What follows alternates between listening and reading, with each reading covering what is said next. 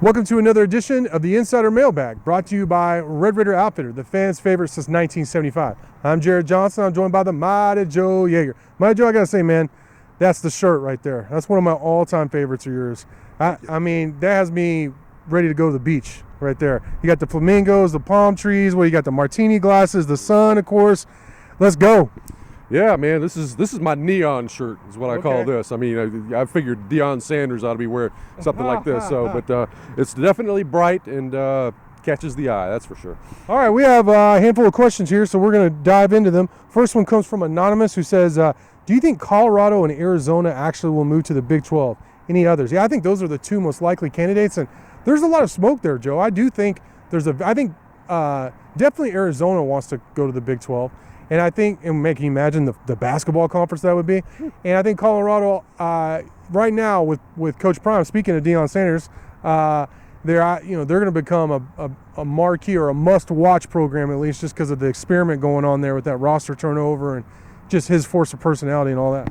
Yeah, I mean, to me, it looks like you never say it's a done deal until it's a done deal. Sure. But I think Colorado is coming, man. I think they're going to be here in the Big 12. And if that happens, everybody talks about the chain reaction that could set in, and it looks like the next team to fall in line after that would be Arizona. Mm-hmm. So, I mean, I think this is a real deal, and the Big 12 could easily pilfer both of those programs from the pack.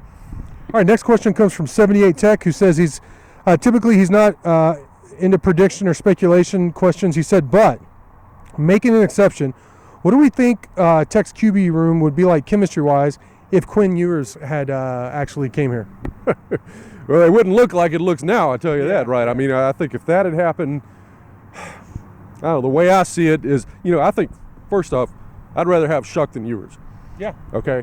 And I think that Shuck would have won that starting battle, but then he did get injured. Yeah. And then probably Ewers would have come in for Shuck.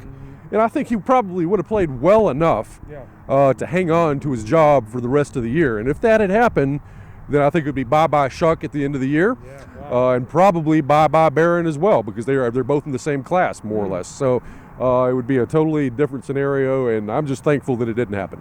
Yeah, and then Donovan Smith, who did leave, he probably would have left too. So it would have just been Ewers, That's right. So, man, what a blessing in disguise. We would have been screwers. That's pretty good.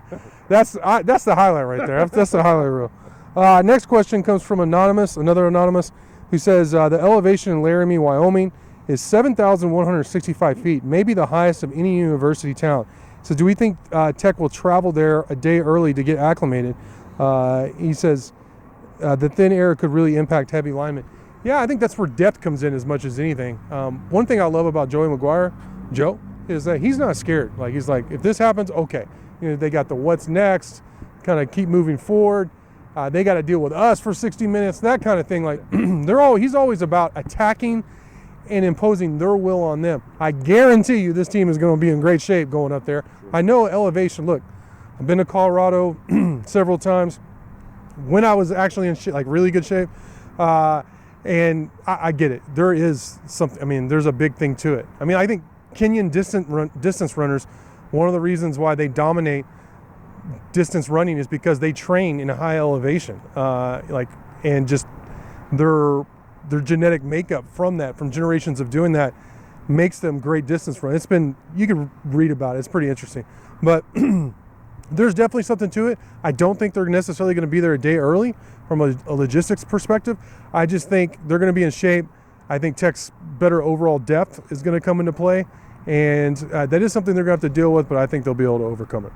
Yeah, you can be sure that McGuire has examined this already. He's well aware of this.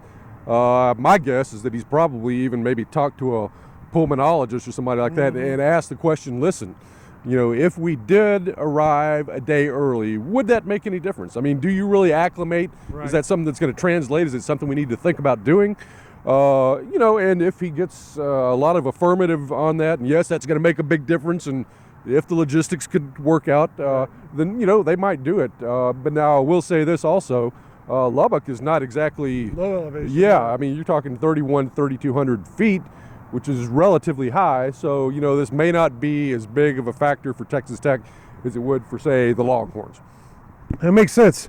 All right, next question comes from Engines53, who said he was expecting an official visit from Kyle Limmerman, the South Lake Carroll kicker. He's a serial killer, the South Lake Carroll killer. Any idea what he is trending? Yeah, I actually talked with Kyle, and I posted it on the official visitors thread, but I talked with him just yesterday, and he's coming in the weekend of the 16th through the 18th. That's a big weekend. Micah Hudson, your quarterback commit and Elite 11 finalist. Will Hammond's going to be there. A lot of other guys, which you can find on our list. But this weekend, which is also a big official visitor weekend around the country, including here at Texas Tech, he's going to TCU, who has also offered him. He told me just because they're close. That's a quote from him. He said he really likes Joey McGuire and Kenny Perry, who is among other things, the special teams coach.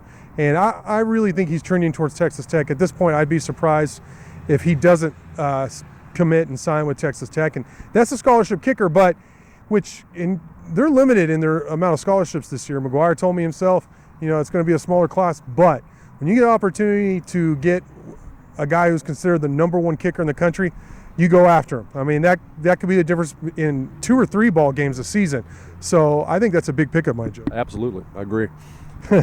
Final question comes from Saddle Tramp. This is a question that's been going on really since Tim Tadlock's been here. It's been asked is, do we think Tech is capable, and should they go to it more in terms of small ball, playing small ball, like bunting to advance the runner, playing a lot of small ball, sacrificial baseball to advance runners and manufacture runs and stuff like that. And philosophically, that just hasn't been Texas Tech's mantra. Now, they've had some guys with some really good speed come through this program in Tadlock's time, some guys that have been pretty good as base stealers. But in terms of philosophically changing from a power team in a ballpark here right over to our left that features power hitters, that's good for power hitters, I don't know. I mean, it'd be nice to have that in your repertoire, but I just feel like that's not what this program is. It's a power hitting, go for it, aggressive in a different way baseball program, I do. Yeah, that's true. And, something else, I understand that maybe some people are kind of disappointed with the season. But, listen, I personally don't consider this to be anything like a disastrous season. The sort of thing that you would use to make big changes. Right. Look, you make it to the postseason. You make it to the regional finals. You beat 2 top level programs in UConn and Florida. Yep. And you got a young team. This Tech team, whether they were to go flip the switch and go to small ball, or whether they stick with what they've got. Next year, I got to think they're going to be a favorite to make the College World Series, going into the year. So, to me, things are looking bright. Things are looking good. You wish you could have got one of those last 2 against Florida. It would have been huge. But, I'm still all in on Texas Tech baseball. Yeah, I am too. It's good that fans have high expectations. That's a good thing. But, look, we have Keith Patrick from Red River Dugout, who does a great job. He really covers Texas Tech baseball extensively. On our Rockin' Reality, Rockin' pregame show, radio show every week. He's a great dude, really knowledgeable. I love talking with him about Tech baseball. And he has mentioned time and time again, not to make excuses, but Tech has suffered an unusual amount of injuries before the season, early on in the season. So they're young, and they had a rash of injuries into some important pieces. Look, and they still found a way to get to the postseason. Like you said, we're just right there in terms of advancing to the supers against some good, top 10 programs there in that region. So, I think it was a good season overall. They fell short. It was disappointing. I don't think you should start making big philosophical changes either, Joe. I agree with you. But, Joe, as always, great stuff from you. Great questions from y'all. And until next time.